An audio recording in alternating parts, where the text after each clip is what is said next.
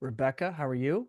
I'm good. How are you guys? Yeah, we are live. Welcome, everyone. It's All good to see right. everyone here. What's happening? How's everyone's week been so far? We are doing good. I know Amazing. that it's always brings a bit of a dopamine hit when people hear their name mentioned. So we have so many wonderful folks here. We have Amy logged in, Andrew, Armando. Oh my gosh, alphabetical. Billy, Ashley. I need to jump. There's Kurt Hayes. What's up, Kurt?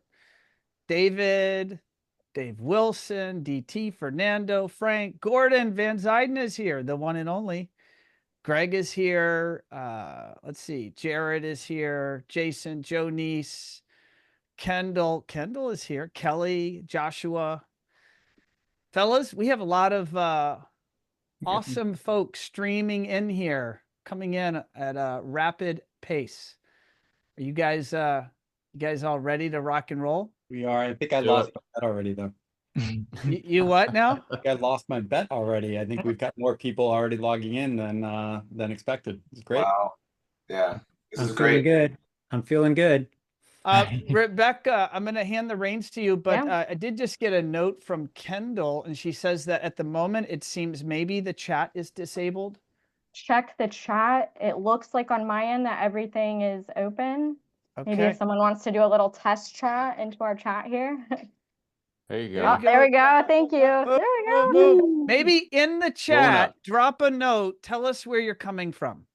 Mhm. And if anyone at this point wants to scroll all the way back up to the beginning of the chat, you guys should be seeing a screen here where it has all of our lovely panelists' faces as well as a QR code. That QR code goes to a landing page where you can read everyone's bios.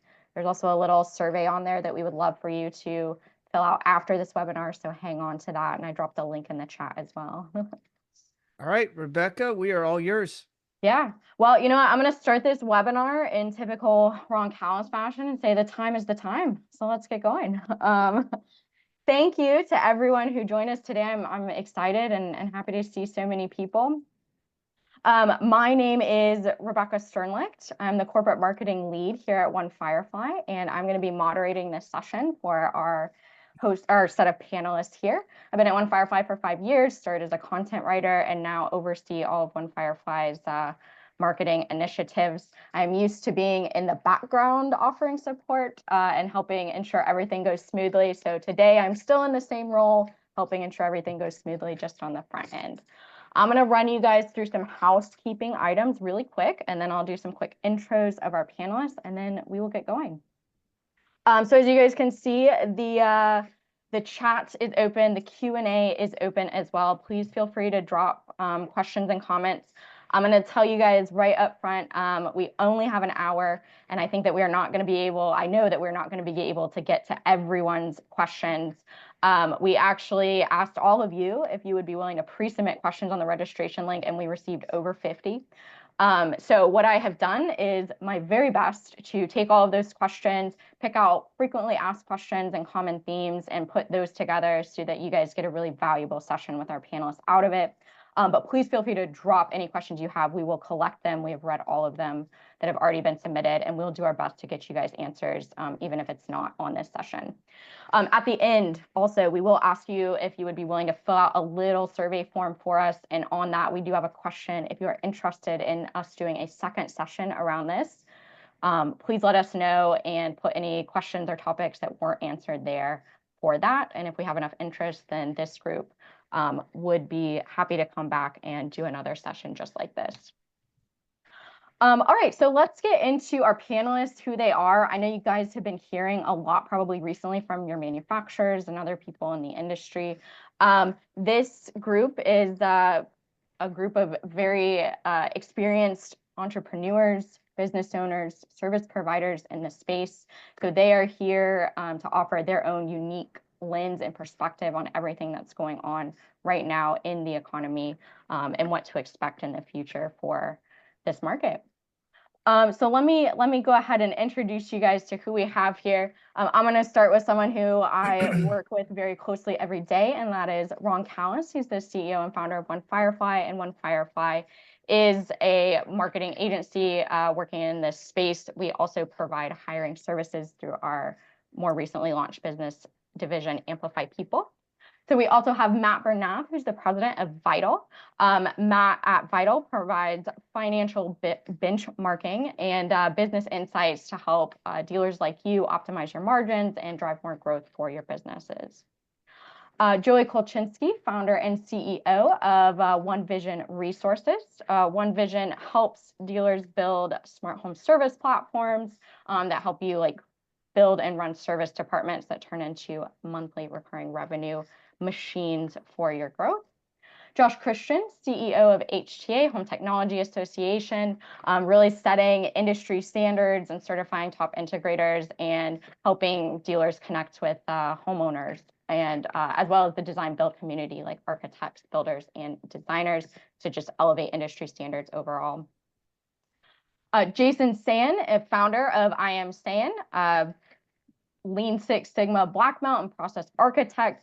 He is helping dealers document workflows, eliminate operational bottlenecks, and just really learning how to run your businesses more effectively.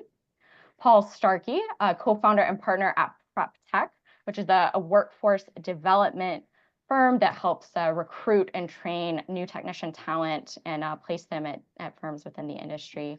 And then last but certainly not least, we have David Warfel, founding designer at Light Can Help You, as well as Mark Langston, partner and chief lighting advisor at Light Can Help You. They are a lighting design firm partnering with dealers to deliver beautiful lighting design solutions to the industry. All right, guys. Well, I'm going to go ahead and stop sharing the slide screen right now so that we can get into our Q&A. And I think let's go ahead and kick it off. So I would love to start by tackling one of the biggest topics that came up from the questions that everyone submitted through our registration link, which is tariffs. I think we've seen that story in the news about 6 times per day, and each one is a different story. So a lot of uncertainty, a lot of noise around tariffs right now. So I want to pass the mic over to Matt, and let's start talking about as we see all of these tariffs, these new pricing changes coming down through the industry, what are some key financial indicators that dealers should be monitoring closely? And if those metrics are starting to show a red flag, how should dealers approach structuring pricing changes? That could be maybe embedding tariffs into base rates or adding a separate surcharge or even a hybrid approach. Thank you, Rebecca. There's a lot there. First off, appreciate you bringing up the question. I think this was asked a number of times in different ways. There's a few key factors. These are foundational. The biggest one being gross margin, and the bottom line profit in a business always starts with top line gross margin. But that can be very hard to put your finger on in this business, and certainly very difficult for me to explain in a 4-minute answer. So what I'm hoping to give the attendees are some fairly easy metrics to track that help you regardless of what's happening with tariffs or the economy or whatever the case may be. So first one is your proposal pipeline velocity. Now that sounds really complicated, but it's actually pretty easy. It's really the rate of leads and proposals each week. So it's fairly easy to track these things. By the way, most of these metrics you can get from very simple tracking methods. So it's like, hey, how many leads did we receive this week? How is that compared to prior weeks? And leads and proposals, right? So you want to know the rate of change in those numbers to know if things are improving or slowing down in terms of leads and proposals. That's a very leading indicator. And then also weekly new sales. So of those leads and proposals, how many of them are turning into new sales? And we want to look at quantity, size, and close ratio of those opportunities. Again, all stuff that's fairly easy to track in a spreadsheet. The third one, which most of the financial systems out there already track. Third one is days to pay or AR days, and AR means accounts receivable. And this might seem like a weird one, but here's why this is important. Businesses typically succeed or fail based on cash flow. And when we start to see shifts in the economy, especially for those integrators who are heavy into builder work, and builders are taking 30, 60, 90 days to pay their bills, of course, that builder will take care of his own business before he takes care of the others, the partner businesses. So what we really want to keep an eye on is the AR days or days to pay, because as that starts to stretch out and get long, we need to be very concerned about the health of the businesses or even the health of the individuals that we're doing business with. So that indicates changes in customer payment habits. It also drives changes in collections and billing before the cash flow gets tight, so we can get ahead of those things. So hopefully that helps. I don't know if there's other questions, feel free to drop them into the chat.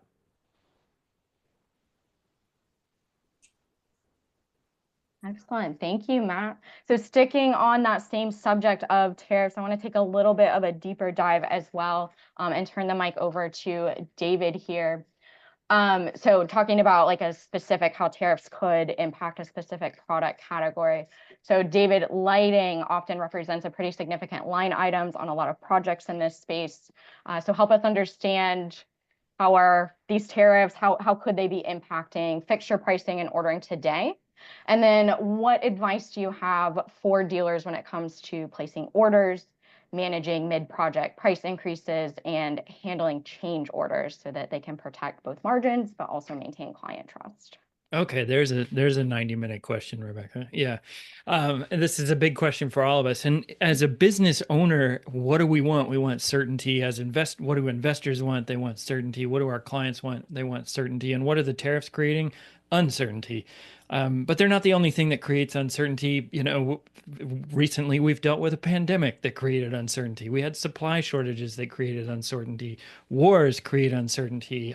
Even elections now create uncertainty that all then drive consumer habits or drive customer habits. So whatever the issue of the day is, and right now it seems to be tariffs, the question I think maybe is, how do we navigate uncertainty?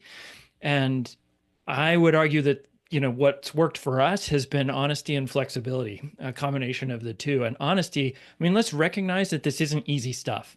It just got harder for our customers to buy light fixtures. Many of them probably are watching their net worth go all over the place, and that's causing them concern.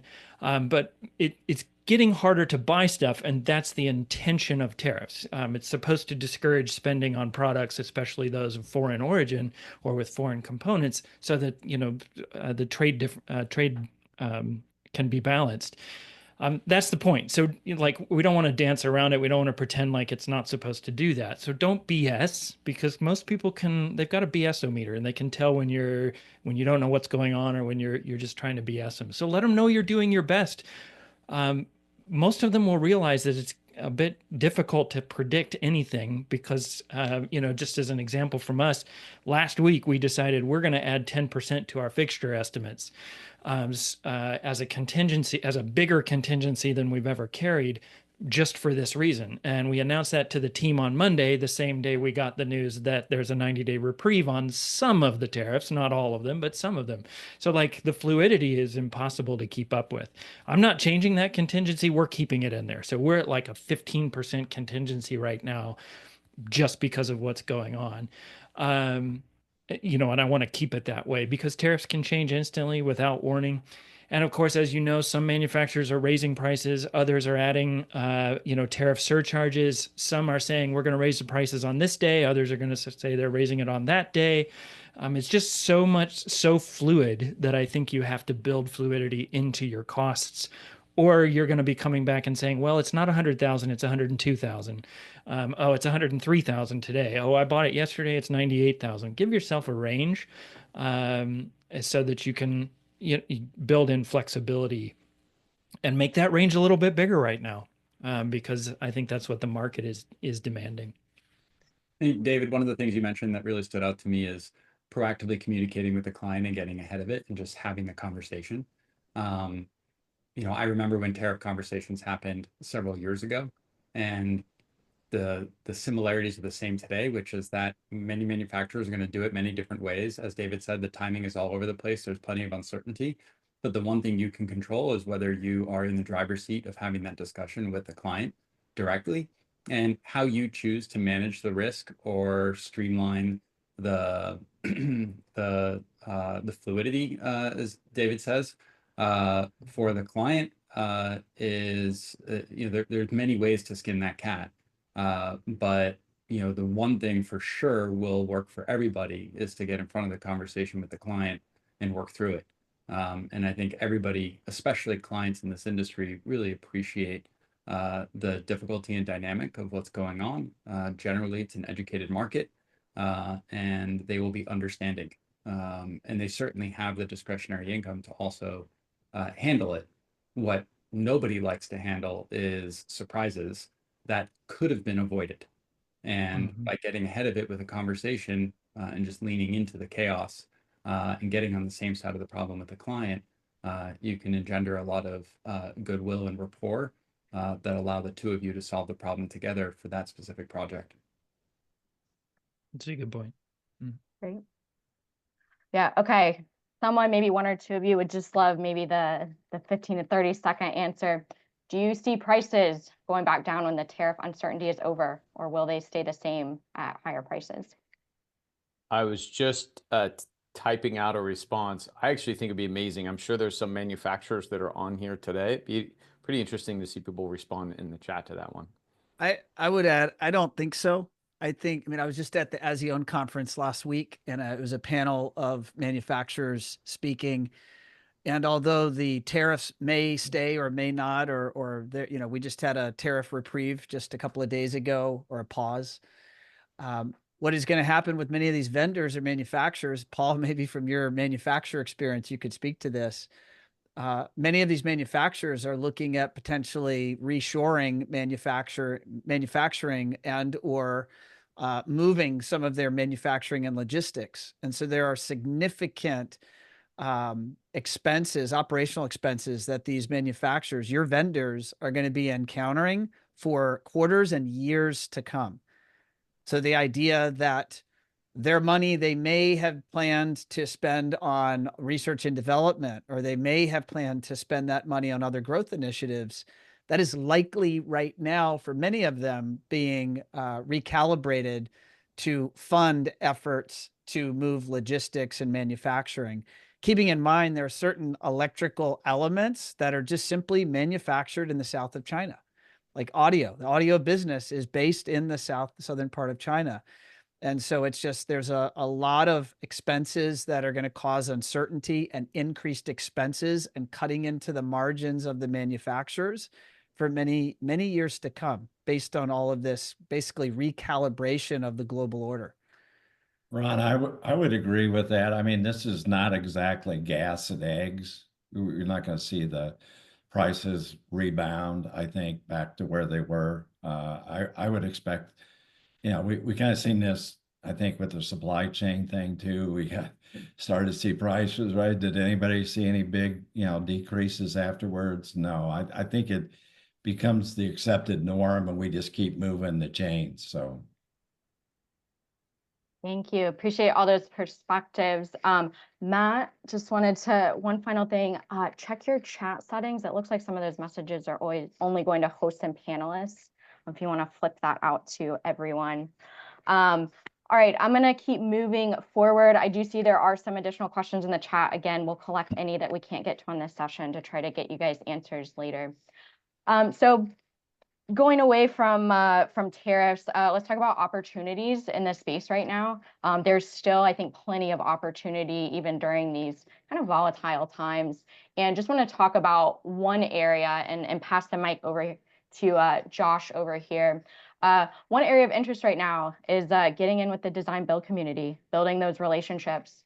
So for dealers who haven't tapped into that community yet, is now the right time to start building those relationships? And if so, what are some first steps that they can take to do so? Yes, definitely. Thank you, Rebecca. It's always a great time to start building those architect, builder, and designer relationships if you right away, start right away. And it's interesting to see that the integrators that have these relationships stay more stable through ups and downs. Like we've been talking about, there's ups and downs of happening all the time. It's tariffs are the talk now, but whatever it might be, those integrators that have those solid relationships have a much bigger net of leads that are coming in. You build a great relationship with one, and I'm going to call them trade partners here. They become very loyal to you. I worked at a firm out in Los Angeles for many years, and we weathered the the recession without having to lay anybody off because we had such great relationships with those folks. Yes, business goes up and down, but that net is wider. Interesting statistic from Matt here from Vital, and that in his statistics that he's seen with integration firms that kind of hit a ceiling of about $2 million and can't seem to break through that. The ones that have trade partner relationships and referrals are the ones that break through that 2 million. So that's an interesting stat. And thank you for sharing that, Matt. So to get started in this, the first thing to do is go out there and meet these folks in your local community. And I'm doing a webinar about this next week. The HTA is, so this is going to be, was going to be a members only webinar next Thursday, but we'll put on our social media and open up to everybody to kind of get into some more details on where you go out and find those folks. But what I want to share with you today too is just a couple cheerleading things and a couple things to keep in mind that, and this is like years of experience baking it down into a couple key bullet points, but know that when you go out, and especially when you're talking to architects and interior designers, they think of you as just a subcontractor, as someone that comes in late in the process. But we all know here that you're heavy on the design side. There's a lot of pre-planning that needs to go on, and ideally you're going to be part of that early design team with whoever it is, the architect, designer, builder. You want to be at that table early. What's called the schematic design phase of the project, when they're very in the early conversations of what this home's going to look like. So knowing that, you can now position yourself and message yourself, and this has to do with the way you present yourself to them and also how you speak on the website, on your website, that you are proactive, that you want to be part of that design team, that you work with their drawings and you add to their drawings, and that you collaborate with them and share what's in it for them. Because I speak literally to thousands of architects and designers and builders have been doing this since 1995, and their perception of our industry isn't not good. And the professional side of the best integrators out there do such great work, and they're such collaborators. So you want to be in that top rung, and how you do that is what's in it for them. What's in it for you, architect, designer, builder, work with me early. Not so much me. I got the best brands, the best programmers. Everyone says that. But when you say this is what happens when you work with us, we can help with the space planning and make sure that everything that is visible, any technology that's visible in this home, I want to get your buy-in on there, the televisions, the speakers, the keypads, and show that you care about the aesthetics. That is a refreshing approach. Show your drawings. If you're not doing drawings and design and engineering now, that's something that you're going to want to do, especially get that in place before you go out and talk to these folks. So those are a few tips, but really speak up your design and consulting phase of what you do. And when you do that, then you are showing yourself as a designer and not just a contractor. It shouldn't be this way, but the reality of life is that contractors are not respected as much as designers and consultants. So you are a designer and consultant, speak that up. And another thing is lead with lighting and shades. Don't talk about audio, video, and controls with these folks, because every project, the architects and designers care about lighting and shades. Once you get in the project, all the other stuff comes back in it. Rebecca, can I ask Josh a quick follow-up question there? Yeah, absolutely. Josh, we at One Firefly are certainly hearing a chorus of integrators saying they want to start building or forging new relationships with the design trade space, designers, interior designers, architects, custom builders, and other trades. How much time does it take for that to really result in traction? That could take, you have to have the patience in there. Now, getting into the webinar we're going to do next week, some of the stuff that HTA is doing is designed to compress the time it takes from meeting that person and getting them to refer you, but it could take years. So you can't just start this tomorrow and expect, here's a set of plans. You have to build the relationship. It's very much a relationship-based business. So get out there and start meeting these folks, and don't annoy them, but stay on their radar. And they'll start, once they start seeing you as a trustworthy person, then you can compress that time down. But going back to my past, this is pre-HTA days as an integrator without any without the knowledge I have now, sometimes it took a couple of years to turn somebody into a referring partner. And by the way, it works because DSI still has those relationships. So put the time in. But if you want to compress it down, the webinar we're doing next week is talking a little bit more in depth about this, about how you can get the trust factors out there much earlier, because there's a distrust of this industry. So whatever you can do to build up the trust that you're a safe bet will compress that, shorten that time that it takes or get them to refer you. Yeah, Brett just made a comment in the comments section. He says it takes months and years of planting seeds and having conversations with industry folks. So very much validating what you're saying, Josh. I'll just add to that. In my previous life, I was a CEU instructor and got in front of an architect with one of my integrator partners and just did a lunch and learn. And we got projects right away. And so that doesn't happen often. And many times it does take months and years. But the integrator really canvassed the space and found the right ideal partners in the area. We set up a lunch and learn, probably spent $500, and they just had a project that they needed someone on immediately. So you never know. The point is you got to get out there and try. Fantastic. Great conversation, guys. Appreciate all those perspectives. Can I add one thing in there real quick, Rebecca? Of course. I think one of the things that I see a lot of our integrator partners do is they start off small with small firms, and those small firms don't have very many projects. And so it's a lot of education, and then it's a long time till they actually have a project that comes in. So don't be afraid to start bigger with a firm that has multiple designers so you can get projects more quickly. And, don't have to put your toe in the water, jump in. And you've got, great team here to be able to help you, this whole group you have here. Just thought on that. Yeah, thank you, Mike. I also see a great tip that popped in from Kevin in the chat about building relationships with your electrical contractors and the superintendents. That can go a long way too, starting to build those relationships. It's a long-term game. The chat is almost as good as what's coming out of everyone's mouth here. There's so much good content between these two. Yeah, fantastic. I appreciate everyone contributing. Keep it going in the chat, and I will keep it going in the questions here.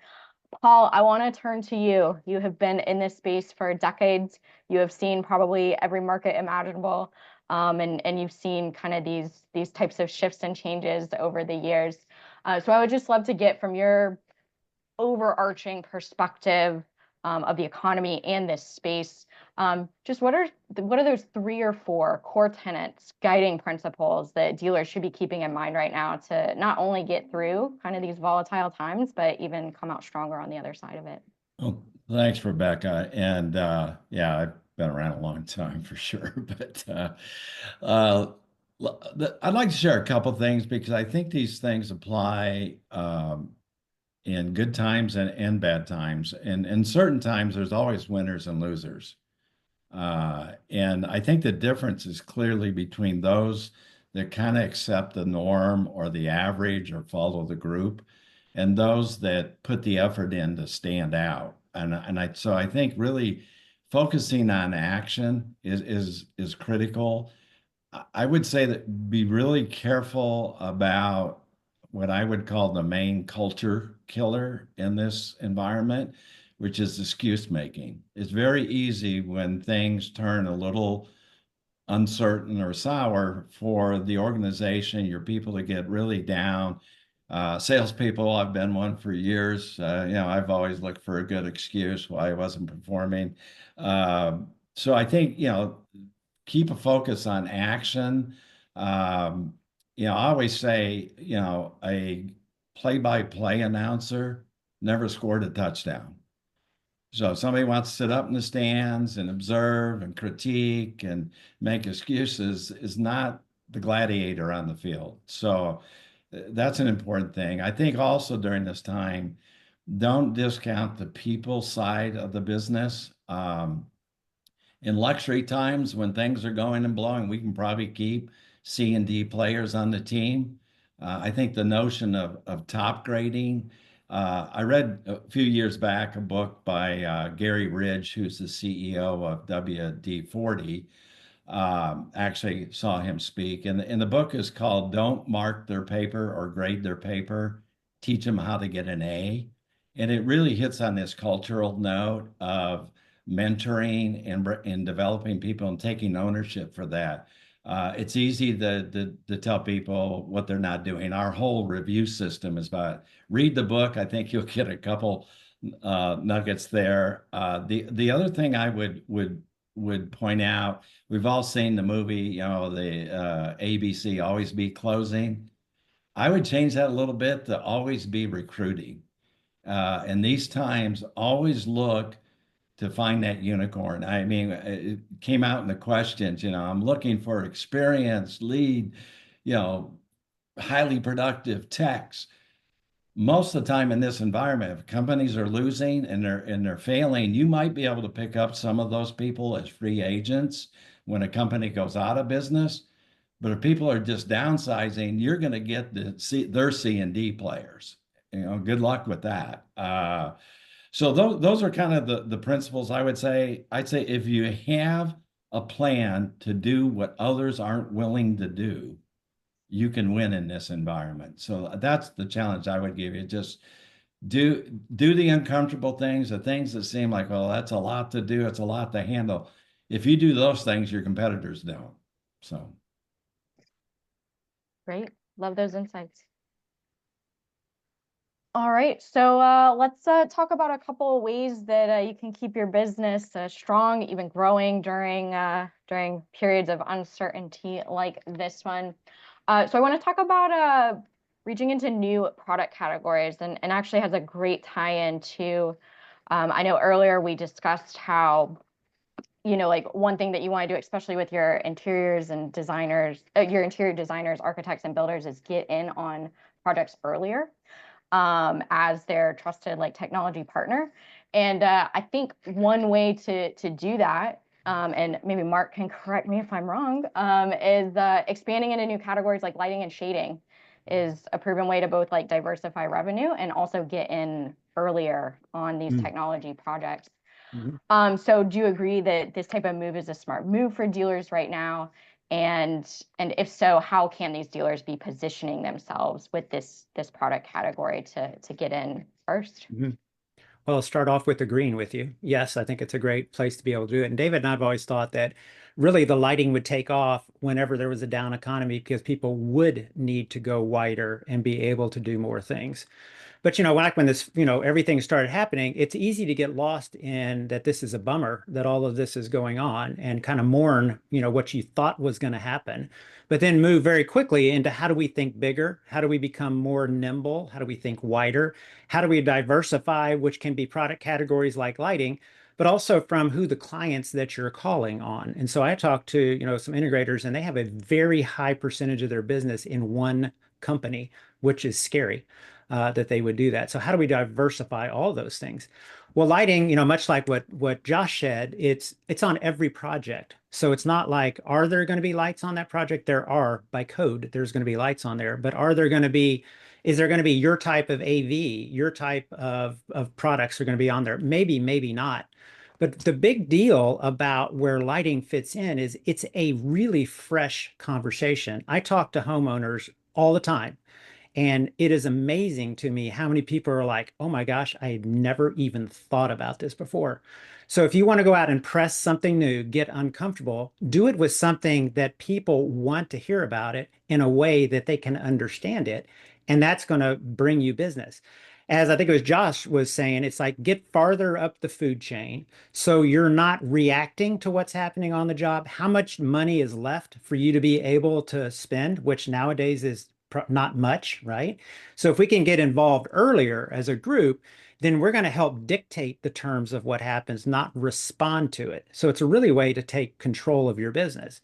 And it can be a bit of a marathon to be able to get in front of the right people, but it's going to be a strategy that is not just for today. It's going to take you into the future of what your business looks like. And so by embracing this variation of what it is we need to have conversations about, it's going to be a lifelong change. And as all of us, particularly us that are older, I won't say mature, we've done a lot of things and had challenges. And usually our biggest growth comes from where we have challenge. We tend to, as humans, get easy. I'll speak to myself. We get relaxed in what we do and we get a little sloppy. This is making us get out there and just sharpen up what it is we do. How do we lean into the environment and be successful? It is a target-rich environment to really get into it and be able to experience. And you've got great partners to be able to work with and be able to do that. And you need to be actively having these conversations, not when somebody brings it up. Are you actually going out and marketing? Are you actually going out and helping educate your builders? They don't know either, by the way, what lighting can do. How are you going out and help them get better? Because they're under pressure too, right? Everybody's under pressure. So they have to be better at what they do. This is one opportunity to do that. And you're creating not just lighting product, you're actually giving them business advice and marketing assistance on how they can do better what's happening in the market. So get involved early and then be active in it. Have a plan to be able to move forward and stay on a plan is really the way to be effective. So that's what I would say. Yeah. Right, fantastic. I love too I'm sensing a theme coming out here about, like there's a lot of change and uncertainty, but it's also, that means a great time to try something new, break out of your comfort zone. See a lot of people putting their favorite quotes here in the chat about how the only constant is change. I'm going to add in a Ron favorite too, which is get comfortable with being uncomfortable. And that's the only way to grow. There's something that's different about entrepreneurs that last, right? There's entrepreneurs, no judgment. I think being an entrepreneur is one of the harder things anyone could ever take on in life. But those entrepreneurs that last, they have a certain level of grit and resiliency to them. And so when times get tough, they lean in. And this is a time right now to lean in. And if you have a little bit of masochist in you, you kind of enjoy it. Like, all right, let's go solve some problems. Because the little secret is a lot of your competitors and peers won't lean in. They'll make excuses. So this is like an awesome time to focus, refocus, take a fresh look at your business, and just look for opportunities on how to do things better, work harder, be smarter, and ultimately design your business for success. Agility and being nimble are one of the keys to being able to last. And you don't want to just last, but you want to last and you want to make money doing it, right? You want to be a profitable business in good times and bad times. And but everyone here everyone here on this panel is doing it. Everyone that is tuned in, absolutely, you clearly care. You're watching a webinar on the subject. You're eager to learn. So congrats to all of you. I just want to emphasize what Ron was saying in that, I was reading a book recently, and it was saying, basically the difference, the only key difference between entrepreneurs that succeeded and entrepreneurs that didn't succeed that could really be separated out, because of course there are many different factors, was the entrepreneurs who succeeded just stayed at it long enough. They just kept after it long enough.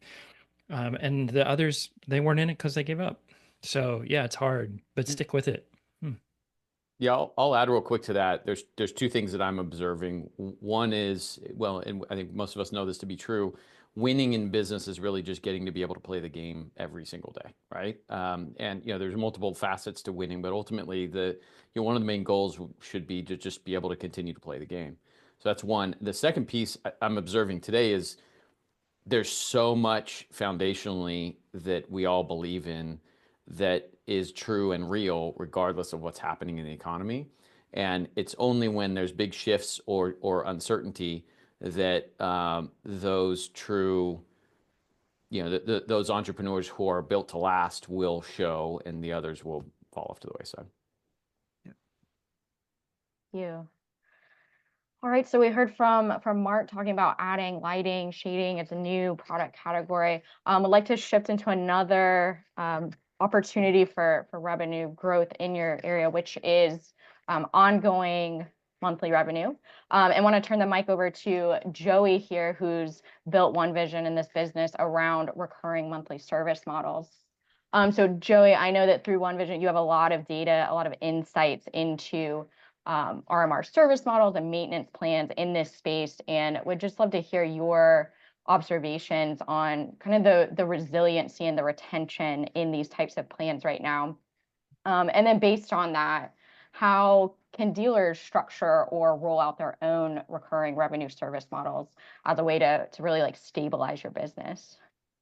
Yeah, thanks, Rebecca. When I think about service in the context of a down market or struggling market, it brings me back to my early days when I started doing service in earnest full time as a sort of technology support provider to families in Boston.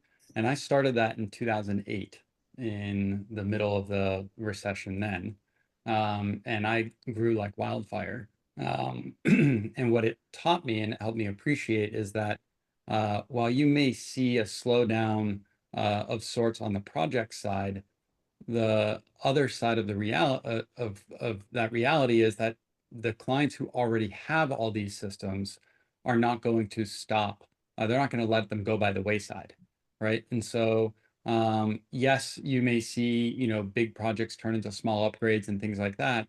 But what you will also see is a continued commitment to servicing and supporting their technology. So if you have a business model that allows you to generate revenue and profits from doing ongoing service and support, you will likely see that business model, that segment of the business, be much more stable through these times. And there's a couple different ways to slice this and think about the value. Some people like to just think big picture, and there's some intuitive concepts I'll share, and some people like the financial nitty gritty, and I'll share some of those as well.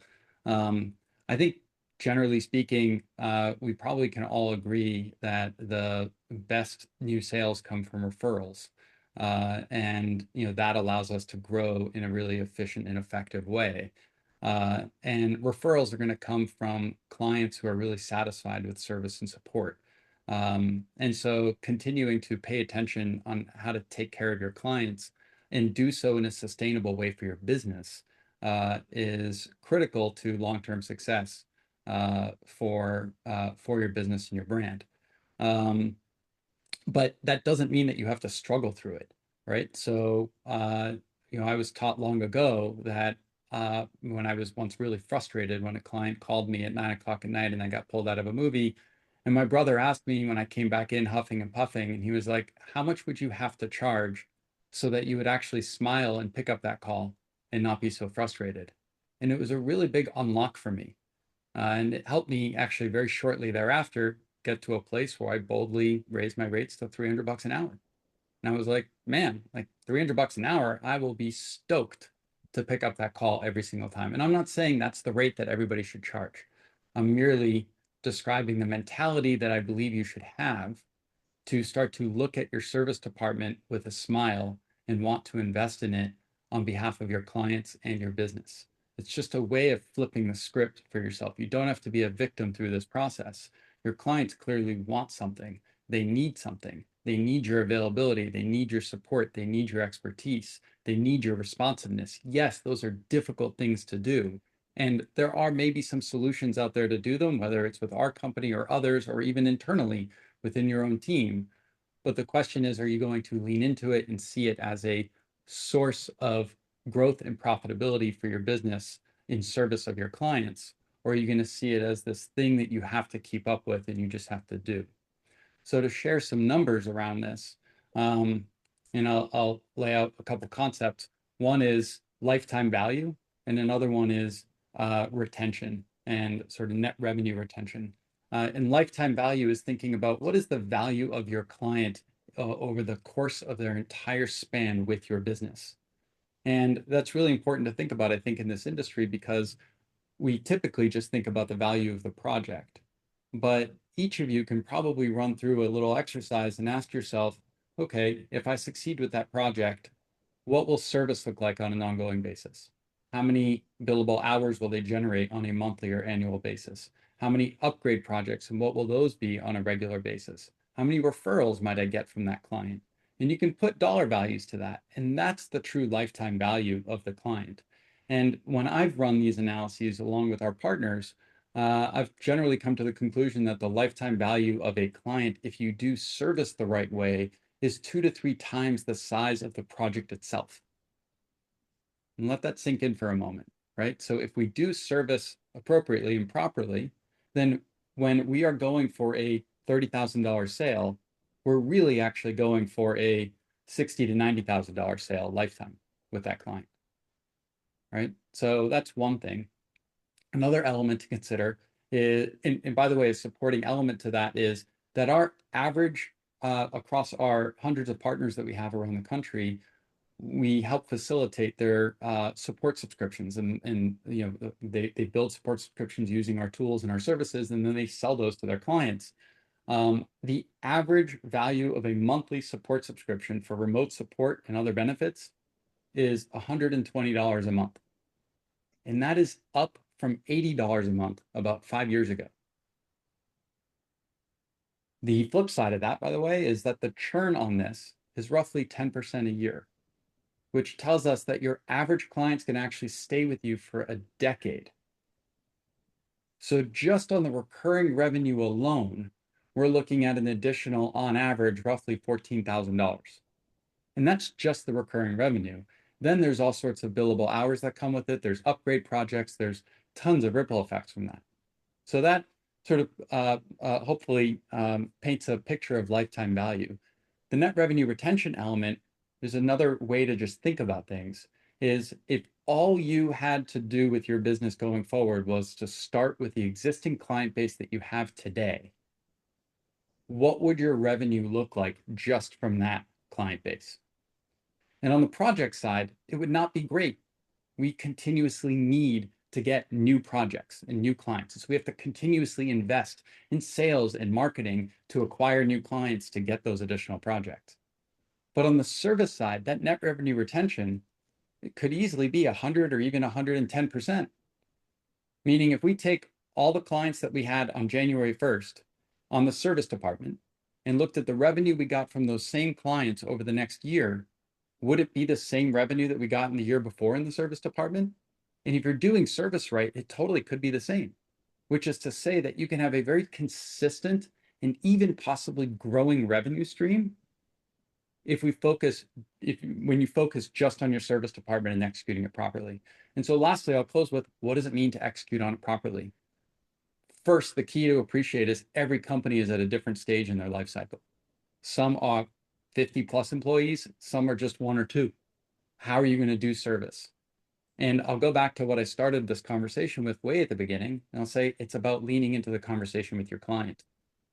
So figure out and get comfortable with what you are willing to promise and commit to your client. Again, there are ways for you to commit beyond what you can just do by yourself. Sign up with a service like ours, you can do 24/7 support. But if that's not your jam and you want to commit to providing 8 a.m. to 8 p.m. support, that's cool too.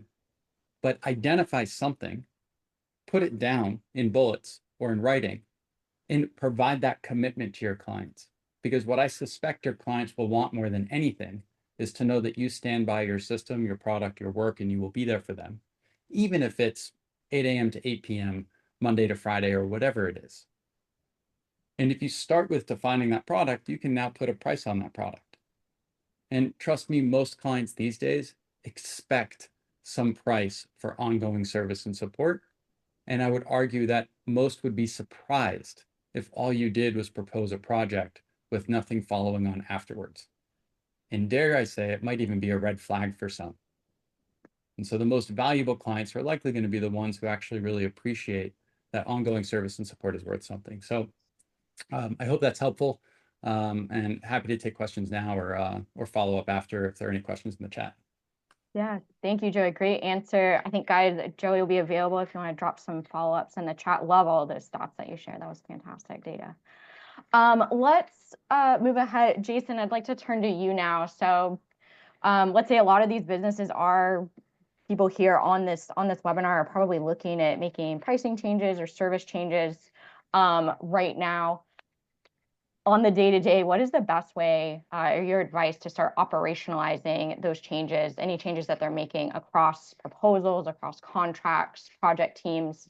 And do you have any advice for people who may need to be like restructuring pricing contracts mid-project? in a way that maintains client trust?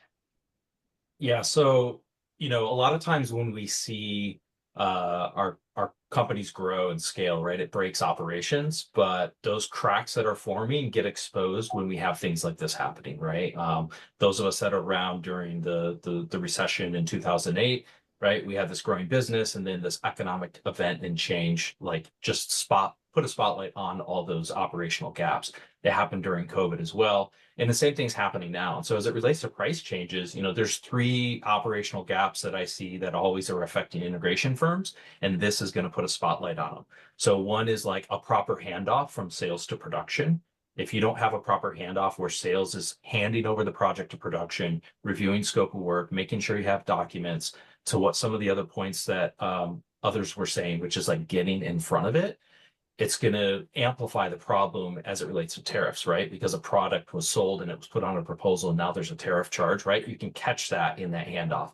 But you should be doing that anyway. So if you're not, put a handoff meeting in place, even with a loose agenda, to just get the team to sync. The second place where that gets caught is weekly production meetings, right? Or bi-weekly meetings, sitting down with the team to find out what's the status of the project, what's left to get completed, what phase do we have coming up next? Are there outstanding change orders? This should be happening already, but if it's not, putting tariffs on top of it is just going to magnify it. And then the other one is just specifically on change orders, right? Making sure someone has ownership over the change order process. And again, with tariffs being overlaid on top of that, it's just going to magnify the problem.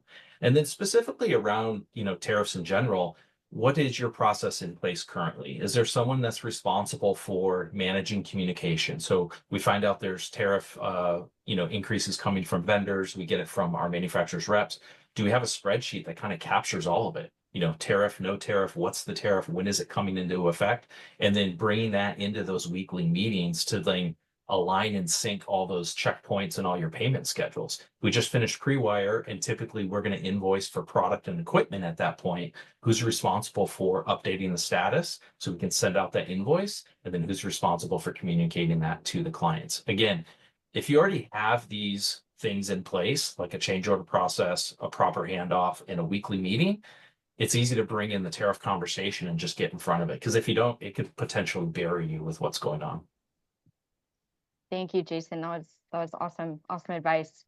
I did see someone popped up in the chat asking about the recording. This is being recorded, and I will send this recording out to everyone after this webinar. So no worries, you'll have a chance to rewatch it.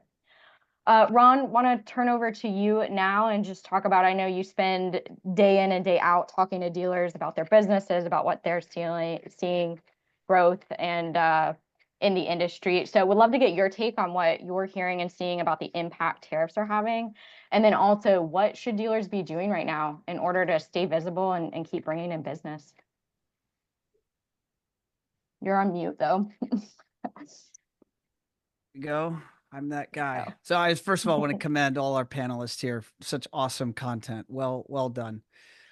In terms of tariffs, I'll pull out my magic 8-ball here. I think the cost increases and the volatility are likely going to be here for the foreseeable future for reasons that we've already discussed. Manufacturers have increased costs. They're not likely going to pull back on their price increases. And so the dealers really need to accommodate the strategies in the way they're designing their proposals. There could be price increases every few weeks for the foreseeable months and quarters. It is possible. So it's appropriate to plan ahead and be thinking of what is your price lock on your proposals. Are you ordering high-risk SKUs in advance or trying to ultimately protect your bottom line? So those are smart things to consider. The other thing, when you have periods of volatility, you'll usually notice it because the stock market starts to do weird things. You could look at, Fed rates, you could look at mortgage rates, you could look at inflation. When you have periods of volatility, a lot of times the luxury consumer that many of you are selling to won't necessarily cancel, but they'll pause, right? So they'll pause, they'll observe. The reality is they're good financially. Many of these luxury consumers make money when markets go up and when they go down. Life is not fair, and that's just a truth. But what they will do is they'll pause. And so if they pause, it means there's some point where they unpause. And that means a flood of work. And that equally has stresses on your business. And that will also be happening at some point. I can't tell you when, but it's important to be mindful of that. And where it gets really tricky, as Paul mentioned already, is when it comes to labor. So some of you might be operating lean in terms of labor, and then there's going to be a flood of work, hopefully, maybe. And how do you handle that? And so obviously what would be better is to not, ride those peaks and valleys, but to be able to operate more in the middle, in the mean. So that's just something to keep in mind. And admittedly, the mid-tier customer is slowed down, or I won't say they paused, many of them canceled or have severely value engineered their projects. And there will, anyone that's been in business long enough know nothing lasts. So what goes up goes down, and what goes down goes up. So those customers will be back. It's just a matter of when, and making sure that your business is set up to succeed. As it relates to marketing, step one, I'm just going to restate a theme that you've heard here, and that is that we want you to control the narrative, particularly as it relates to pricing, tariffs, uncertainty. I'm going to mention this dirty word. This is marketing. This is you actually out there communicating with your customers in a proactive way. That is both your salespeople, you, the owners, but also could be through social media, could be through you, the owner, recording a Loom video and sending that out to your active prospects or even your entire customer base. Just letting them know what's happening, how your business is handling that. That's a very positive, proactive tool and method that you could implement. And your customers are going to trust you more when you're a great communicator, and that's ultimately going to lead to growth of your business. Additionally, you want to look at the sales detail, and this gets into maybe some of Matt's sales training that he offers, and that is that customers are purchasing with emotion. It's an emotional decision to purchase, and they're justifying with facts. And so you want to be looking at those lifestyle triggers, those lifestyle enhancement benefits of the technology that you all are offering, and really focusing on that in the conversations with the customer, getting them to imagine what life is going to be like with this technology in their home, or if some of you do small business. And that's ultimately going to help them more actively pull the trigger with you on that gear for their project versus focusing on technical details. Many of you are going to be inspired or maybe lulled into saying, well, I need to cut expenses, so I need to cut marketing. That is a very bad idea. You need to keep the lights on in your business, even if things are slowing down. But the reality is, when things slow down, you want to be in pole position to win the business when things speed back up. And so that is a matter of you actively communicating with your customer base. They're the best source of referrals and upsells for you. And you want to actively be communicating with your target prospects and customers, people that will be buying from you in the future. So we recommend that you think about marketing as a fixed expense. This is an always active expense in your business. It's not a turn it on, turn it off, because your business is going to become unnecessary volatile. You're going to be feast and famine. And what you really want is a steady flow of visibility to help you grow your business in good times and in bad times. And then the last little nugget I'll give you, many of your manufacturers have co-marketing dollars. Many of you thoroughly underuse those marketing dollars. The manufacturers need to grow their business. They need to stabilize their orders to their factories, and they need business to continue to move. So this is where you really can partner and collaborate with your manufacturers and often share the expense of marketing activities. We talked about holding events for architects or designers. Your manufacturers will help fund putting those events on. They will help fund proactive outreach to your customers and your target customers. So talk to your reps, talk to your manufacturers about ways that you can collaborate. And I just want all of you to remember, although some of you are maybe a little slow or a little challenged right now in terms of business flow, this too will change, right? Business flows in cycles. And so you need to be doing the right type of activities now to be prepared when the business flow speeds back up. So thanks, Rebecca. Yeah. Thank you, Ron. I see a great comment here from Kurt too that says that marketing is messaging. Think about what you're saying and focus on how you can bring value, make it about them, not about you. I love that. Thank you guys. We are right at time here at 12:30. What I'm going to go ahead and do is share this screen that I had up at the beginning. You'll see a QR code on it. It will take you to a landing page where you can read the full bios for each of our panelists. It also has, we would love for you guys to fill out the little questionnaire that is on the page.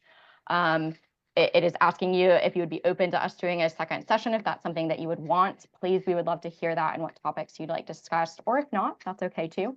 And then it will also have, if you would like to get into contact to speak at a dedicated time or more in depth with any of these amazing panelists, you can do that as well, and that message will get to them. Thank you so much for everyone who's here. Thank you to this group of panelists. I appreciate you taking so much time out of your day to share this knowledge, and I hope this was valuable for everyone. Great. All right. Thank you, Rebecca. Well done. Yeah. Thank you. Thank you, everyone. Thanks, Have a everybody. great day, Thank you. everyone. Thanks Well, for coming. Bye. Take care.